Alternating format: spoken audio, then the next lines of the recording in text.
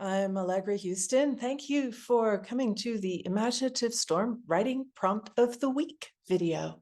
It's July 29th, 2023. And we've been doing this for about 2.5 years now. Every Saturday, you will find all of those videos here on YouTube. And we invite you to enjoy them and write what you don't know. So how can you write what you don't know? It seems like it's counterintuitive. And, shouldn't you just like write what you know since you know it already? Well, the problem with writing what you know is that well, there are a number of problems. It doesn't come out the way it sounds in your head. You may have found that. It's kind of frustrating. You don't know why the words don't come out the way they sound in your head, but they just kind of don't, because in fact, they're not as fully formed in your head as you think they are. The other thing with writing what you know is that it often feels stale and tired because this is something you've told before. It's now overlaid with a level of it's been shaped, it's been judged, it's been assessed. And so it doesn't have the flavor of life anymore, because as we're living life, we don't know what's going to happen next. We don't know what's going on in other people's heads. We don't really know what's going on in our own heads. So the flavor of life is actually much more what you don't know, what isn't there, what might or might not happen, than it is what you know. What you know is hindsight, it's retrospect, it's not the present. And when you have the feeling of the present in your writing, that's where the authenticity lives. So that was a quick rundown of the write what you don't know idea. And you can find out a lot more in our book and our self-paced online course, which is hosted on Teachable. The introductory price is holding until Labor Day 2023. So check it out now, and you will get a massive, massive amount more than you can get from these short videos. And we hope that you will. You will also, if you buy the course, you will get an in-person live Zoom with my creative collaborator, co-author James Nave, and me once a month. And we will answer any question you might have, I guess. And maybe we'll have time to write to a prompt together. The next one of those will be in August. I can't remember the date, actually. I think it might be August 5th or 6th. So please do check that out. Go to imaginativestorm.com for all that information and more, our live workshops and other things like that, our daily prompts and so on. So anyway, here we are, prompt of the week. So what we do in our writing group on Saturday mornings, which you are invited to join, you will find the Zoom link on our website in the footer. What we do is we share a prompt. It's usually an image. Sometimes it isn't, but this week it is an image. And while that image is up on the screen for 2 minutes, we ask everybody to generate a list of words. Whatever words pop into your head, they don't have to have anything to do with one another. They don't have to have anything to do with the image. Just whatever words or short phrases pop up, make a list. And here's the image now.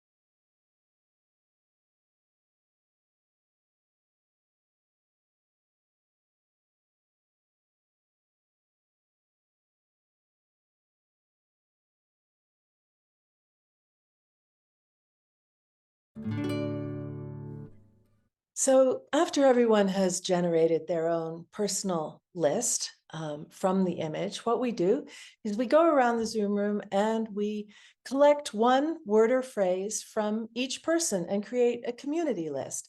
And the nice thing about that is that you then have a whole new set of toys for your imagination to play with, ones that your own imagination didn't have to come up with in the first place. And often using the words that other people have given to that list, given to the group as a gift, that can be even more generative than the words that you come up with yourself, or who knows, it varies week on week. So what I'm going to do now is read that community list out to you. I suggest that you write them all down because there is a difference when it goes in your ear and out your hand. It's different to just hearing something. You'll know this if you've ever taken notes in a lecture and then never actually had to look back at your notes, but the act of taking notes lodged those thoughts in some way in your brain. And the same thing happens here. So if you would like, write these down. But if you don't like, don't worry, I will put the list up again during the 10-minute writing time. So here is today's community list. Compassion, surrender to love, heart attack, poems in my bones, decomposing love, anatomy, candy corn, strange arrangement, marriage vows, necrotic hip, inside out, old friends, doorway, bad boyfriends, just love compost, Boney Island, Valentine's Day massacre, Crest teeth whitener, sinking sensation, catacombs, golden domes, love you to death, out of joint, heart of darkness, love to the bone, vegetarians unite, remix. So you now have two lists of words and it's time to write. And what we say is write whatever you want, or don't even think about what you want. Let your eyes roam over the two lists until your imagination hooks into one of those words. So you'll see, you'll feel it. It'll hang on to one and not want to let go. And that's the place to start.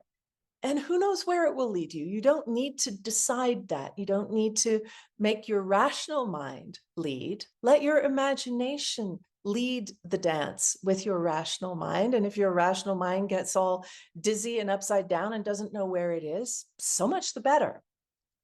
So you can put your pen down and write as fast as you can, or you can be more meditative and slow. You can make it prose or poetry or a bit of both, who knows, coherent or incoherent.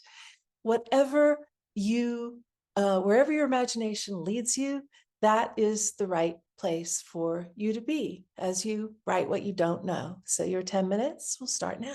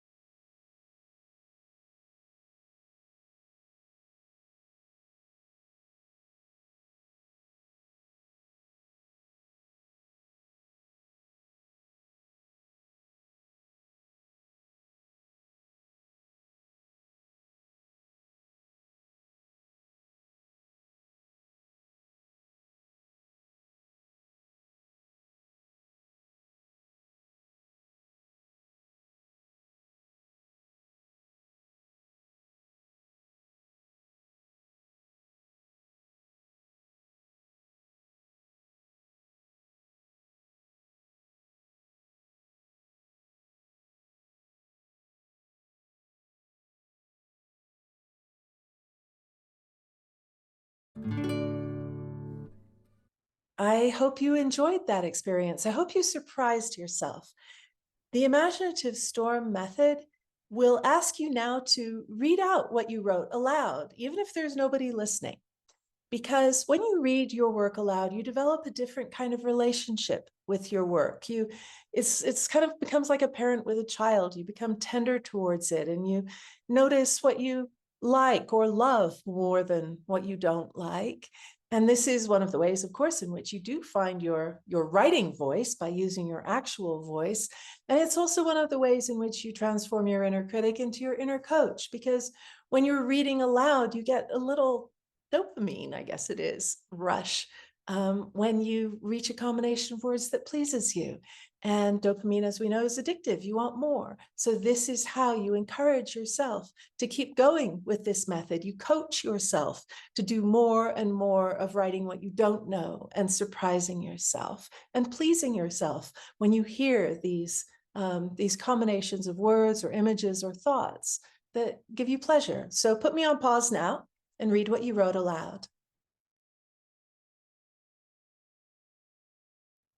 We would also love it if you would post what you write on our Circle site. You will find that link at imaginativestorm.com. Click on read what others have written. That will take you, it's on the homepage. It's also on the community page, take you straight to the Circle. You just sign in, it's free also. And you'll see the prompt of the week. And the most recent prompt of the week will be at the top. You just click on it and make a comment and post what you write. We would love to read it. And we invite you to join us in person on a Saturday at 10 a.m. Mountain Time. And as I said, you will find that link at imaginativestorm.com in the footer. Just say you found us on YouTube. Please also check out our book and self-paced online course, Write What You Don't Know. All that information is on our website. You can follow us on Instagram. There's all kinds of other stuff on there. Please like and subscribe to this channel if you enjoy our weekly prompts, and you might also like to listen to the exquisite corpse poem that we create every week from all the people on the Zoom, reading one line of what they wrote, and it all kind of comes together into a found poem. We post those on our YouTube channel as well, as long as the Imaginative Storm podcast, which is conversations with creative people, many of them writers, but not all. I want to credit that photograph now. It is in the Paris catacombs. Not one of the better known photographs, but when I was there, that was the part of this crazy decoration of bones that really struck me. What happened was that I think it was in the 18th century, the graveyards of Paris were getting way too full, and they dug them all up and stashed all the bones in these catacombs, which were an old mine. I can't remember what they were mining, but it's a whole labyrinth of tunnels under Paris. And they just hired all these workers to pick up the bones out of the graveyards and toss them into the catacombs. But as they were doing that, they created art, basically, even doing this beyond mundane, probably really unpleasant, horrible, weird, creepy job. They made all these patterns out of the skulls and the bones. They built walls, they made hearts, they made urns, they made all these kinds of creative expressions while they were doing this job. So it's a pretty fascinating place. If you ever go to Paris, highly recommend it. So thank you very much for joining me today. We look forward to either reading your writing on the Circle or meeting you on a Zoom, whether as part of the online course or on a Saturday morning. And yeah, please help us spread the word. You may see our ads turning up on Facebook and Instagram. Please share them. Thank you. Goodbye.